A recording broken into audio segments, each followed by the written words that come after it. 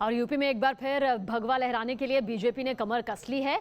दशहरे के बाद बीजेपी की यूपी मिशन और तेज होने जा रहा है और इसकी कमान संभालने वाले हैं खुद प्रधानमंत्री नरेंद्र मोदी और गृह मंत्री अमित शाह। साल 2022 में यूपी का रण जीतने के लिए पीएम मोदी यूपी में 30 से ज्यादा सभाएं करने वाले हैं।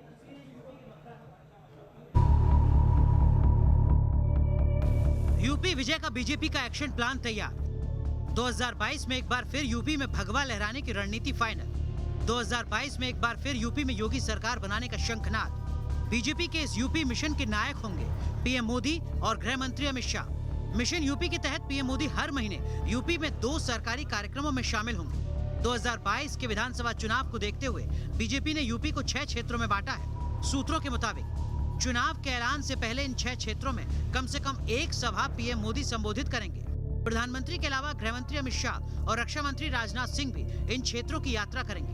यूपी में चुनाव प्रचार के लिए बीजेपी का सबसे बड़ा चेहरा पीएम मोदी, अमित शाह और सीएम योगी होंगे। सूत्रों के मुताबिक यूपी में चुनाव प्रचार के दौरान पीएम मोदी 30 से ज्यादा रैलियां करेंगे तो अमित शाह 50 से ज्यादा सभाएं करेंगे। अमित शाह यूपी में 2 दर्जन से ज्यादा रोड शो भी करने वाले। उत्तर प्रदेश ही नहीं बल्कि अब पूरा देश इस समय अगर चुनाव की बात आती है तो केवल एक ही चेहरा पूरे देश भर में दिखाई देता है, वो नरेंद्र मोदी जी का। इसलिए चुनाव में तो धुआंधार उनका प्रेजेंस लोगों को दिखाई देगा ही, लेकिन हमारे गृह मंत्री माननीय अमित शाह जी, राजनाथ जी जैसे नेता, ये इनकी भी धुआंधार रैलियां होंगी और हजारों की संख्या में रैलियां होंगी। मिशन यूपी के लिए बीजेपी केंद्रीय मंत्रियों की फौज उतारेगी।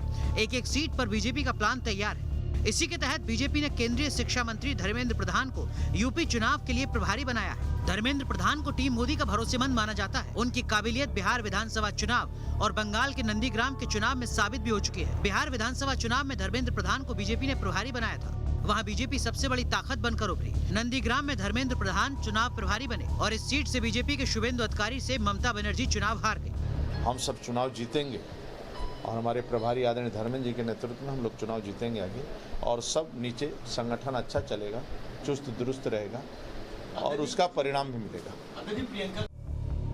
ऐसे में यूपी में बीजेपी एक बार फिर योगी के सिर ताज सजाने के लिए एक्शन मोड में है और दशहरे के बाद बीजेपी का मिशन यूपी और तेज होने वाला है। टीम न्यूज़ नेशन कुछ और जरूरी तस्वीरों के साथ फौरन हाजिर होंगे। एक छोटा सा ब्रेक। गुजरात के सौराष्ट्र इलाके में मूसलाधार बरसात मुसीबत का सबब बन गई है तो उत्तराखंड के पहाड़ों पर बारिश की वजह से आफत की तस्वीर नजर आ रही है। क्या कुछ ये पूरी तस्वीर बन रही है, देखिए इस रिपोर्ट के जरिए।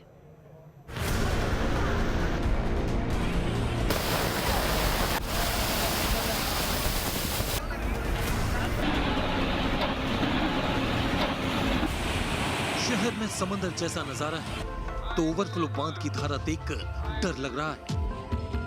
ये तस्वीरें गुजरात के भावनगर की हैं। सितंबर में सौराष्ट्र इलाके में मानसून एक बार फिर सक्रिय हुआ तो मूसलाधार बारिश के बाद शहर के निचले इलाकों में कई फीट पानी भर गया।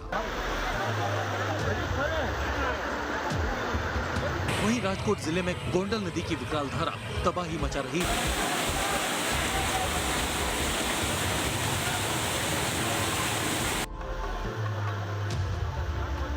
इस तस्वीर को देखिए, ये कार पानी में समा गई है।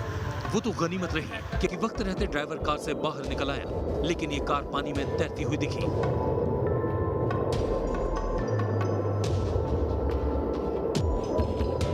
पिछले 24 घंटे में भावनगर, राजकोट, गोंडल में भारी बारिश हो रही है और मौसम विभाग की माने तो सौराष्ट्र और दक्षिणी गुजरात के इलाकों में मूसलाधार बारिश हो सकती है। गुजरात ही नहीं, महाराष्ट्र में भी बारिश का बवंडर परेशानी खड़ी कर रहा है। ये तस्वीरें औरंगाबाद जिले की हैं। इतनी ज्यादा बारिश हुई, ऐसे में चांद हथेली पर लेकर लोग सड़क पार करने को मजबूर हैं। मैदानी इलाके ही नहीं, पहाड़ों पर भी आफत की बारिश हो रही है।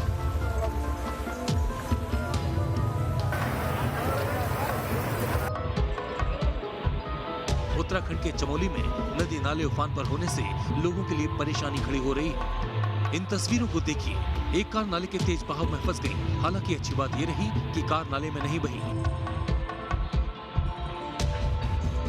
नहीं तो बड़ा हादसा हो सकता था। Team news nation.